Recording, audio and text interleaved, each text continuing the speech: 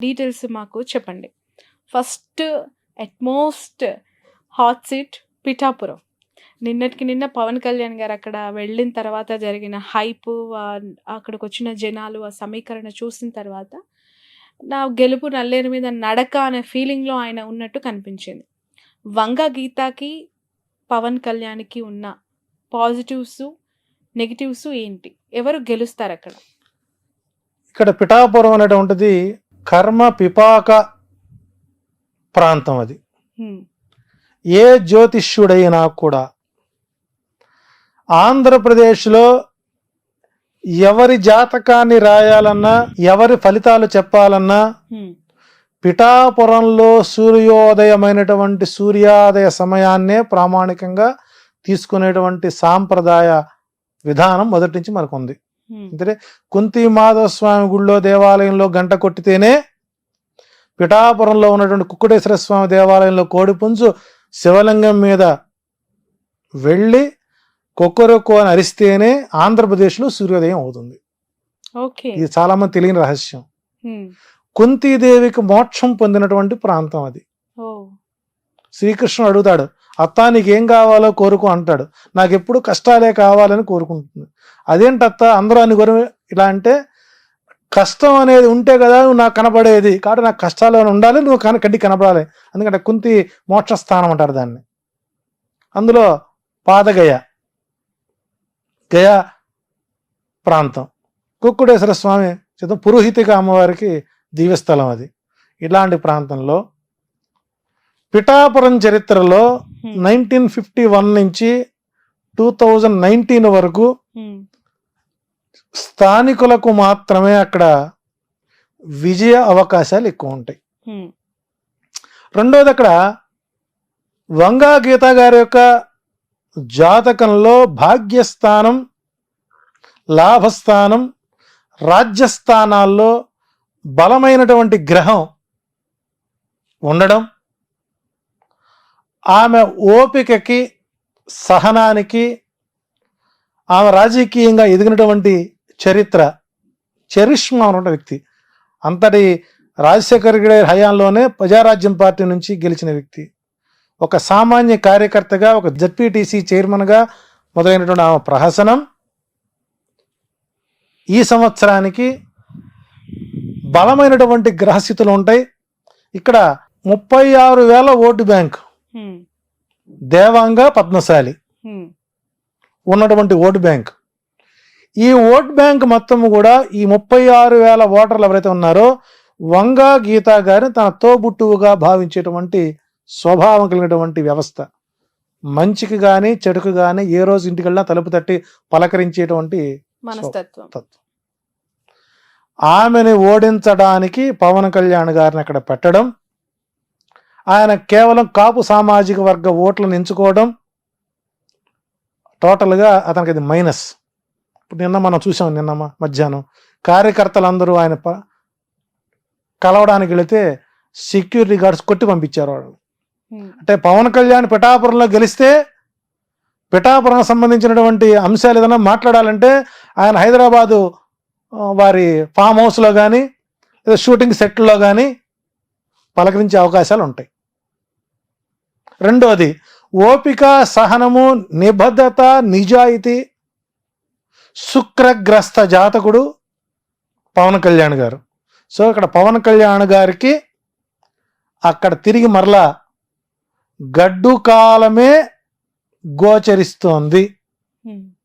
ఏదన్నా మిరాకిల్ జరిగితే తప్ప ఆయనకి అక్కడ ఓటమైతే మాత్రం, గెలుపైతే మాత్రం నల్లేరుపై బండి నడకగా సాగదు, అది ముళ్ళ బాటగానే మారుతుంది. ఇది సినిమాలో ఒక్క ఛాన్స్ అన్నట్టుగా బతిమలాడుకోవడం. అంటే ఆ వ్యక్తికి, ఎదుటి వారికి నమస్కారం ఎలా పెట్టాలో కూడా మనం నేర్పాల్సిన పరిస్థితి ఏర్పడిపోయింది. ఎలాగా ఒకే ఒక మాట, ప్రచారం మొదటి రోజే చూసారా పిఠాపురం రోడ్లు ఎలా ఉన్నాయో, గత పాలకులు మరి అంతకుముందు వర్మగారి పరిపాలన చేశారు, పెండం దొరబాబు పనిచేశాడు, చేశారు కదా. అంటే ఇక్కడ అక్కడ ఎన్ని గ్రామాలు ఉన్నాయి, ఆ గ్రామంలో ఓట్ బ్యాంక్ ఎంత ఉంది, ఎవరికి తెలియనటువంటి స్థితిలో ఓటర్లు, పిఠాపురం ఓటర్లు చాలా తెలివైన వాళ్ళు, విఘ్నులు.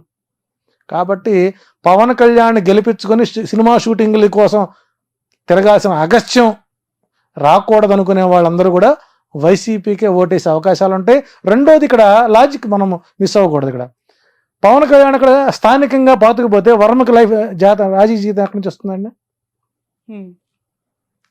కాబట్టి ఇక్కడ పవన్ కళ్యాణ్ ఓడించడానికి తెలుగుదేశం పార్టీ షాడోగా వర్మ గారిని దించి నీవు పవన్ కళ్యాణ్ ఓడించుకొని వస్తే మీకు నేను ఎమ్మెల్సీ పదవి ఇస్తాను. ఎందుకంటే అదే పవన్ కళ్యాణ్ కనుక తిరిగి అసెంబ్లీకి వస్తే లోకేష్ గారి రాజకీయం దెబ్బతింటుంది.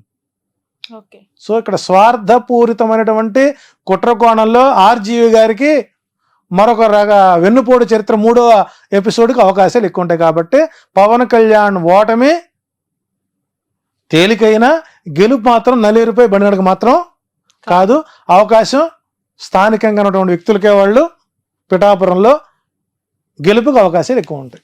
అంటే వైసీపీ కంటే ఎక్కువగా టీడీపీ పవన్ కళ్యాణ్ ఓడగొట్టాలని ప్రయత్నం చేస్తుందంటారా? 21 స్థానాలు ఎక్కడైతే జనసేన పోటీ చేస్తుందో ఆ 21 చోట్ల కూడా తెలుగుదేశం క్యాడరు జనసేనకు ఓటెయ్యదు.